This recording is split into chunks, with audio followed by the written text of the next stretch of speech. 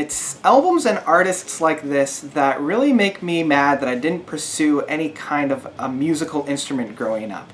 You know, maybe I should pick up that old recorder I had back in high school.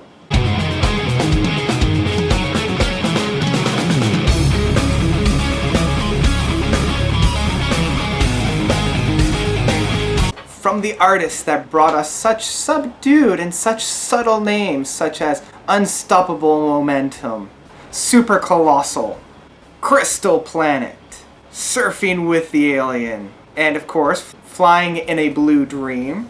Legendary guitarist Joe Satriani has released another album onto us, and much like his other stuff, it is also very subtle, very subdued, Shockwave Supernova. And of course I say released onto us because that's all his music is. It's just a release of music. And so what we find on Shockwave Supernova is, again, much of the same. The musicianship found on this is top notch. Joe Satriani is one of the world's leading guitarists right now. And if you haven't already heard of him, you need to take a listen. He might not have orchestrated a lot of those very popular songs, or he hasn't quite made himself as legendary as some of the other household names, but to musicians and to music lovers, Joe Satriani is definitely in that top tier of guitarists, and there is a very good reason for this. He deserves to be on there, and this album definitely shows why he deserves to be on there.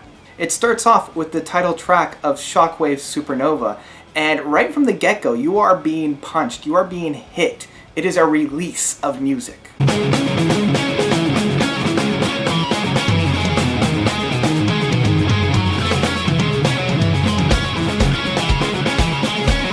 With this type of music, when it's strictly instrumental and very guitar focused, very guitar heavy, it's very hard to hang on.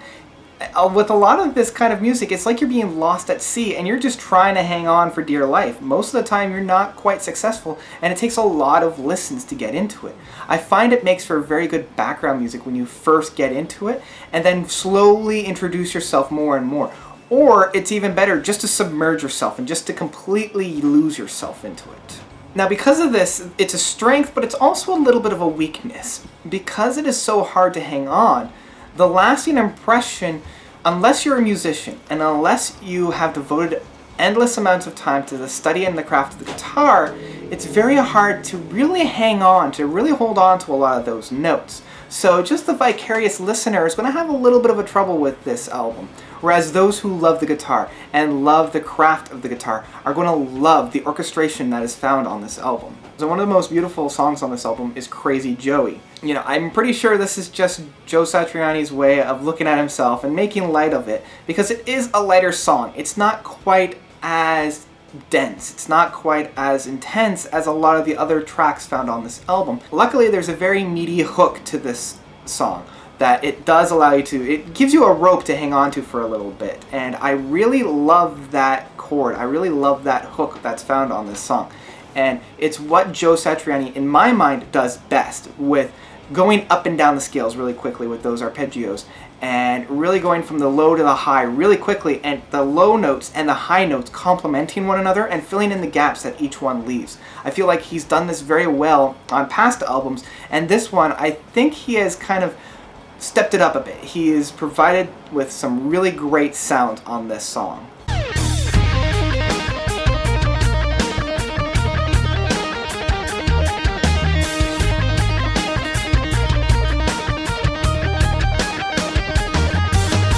Another example of this type of playing, this technique of playing, is found on Peregrine Wings. Again, it's that dance, it's that shift between the high and the low notes that I really love, and this is what makes me come back to this album again and again. Most of the album, as I said before, it's really hard to hang on, whereas these, it provides you that rope. It provides you with a little bit of a meaty hook to hang on to.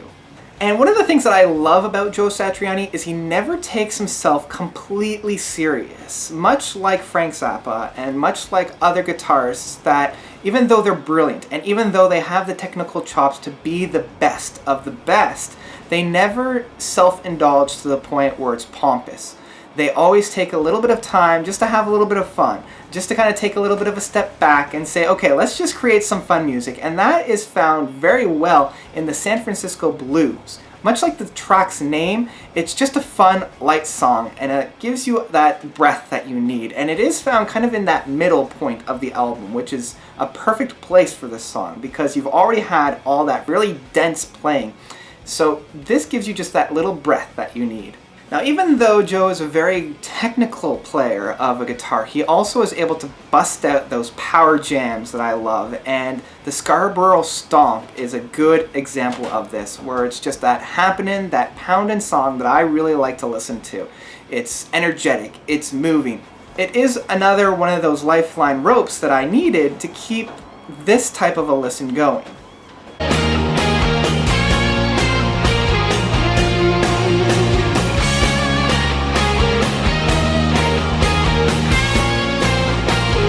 So if you know Joe Satriani and you know his playing, you aren't going to be surprised with this album too much. The music is outstanding and everything on this album is superb. It does suffer a little bit with just being a straight up instrumental album. I can see the casual listener not quite grasping onto it quite as hard. Overall, I say that this album is worth streaming with headphones. This is something that you will want to listen to with a good pair of headphones or a good sound system to really hear all of those intricate sounds that Joe is playing. So definitely listen to it, definitely have a good time with it. And that's about it. That's my take on it. What did you guys think? Are you a big fan of his? If not, again, I highly recommend him. He is a name that more people should know about. So let me know what you thought about this. Again, leave me some comments below. Did you love it? Did you hate it? Did you think that he didn't quite stretch his legs quite enough? Did you think that he outperformed himself once again? Let me know, comments below. And that's it. All right, notes out.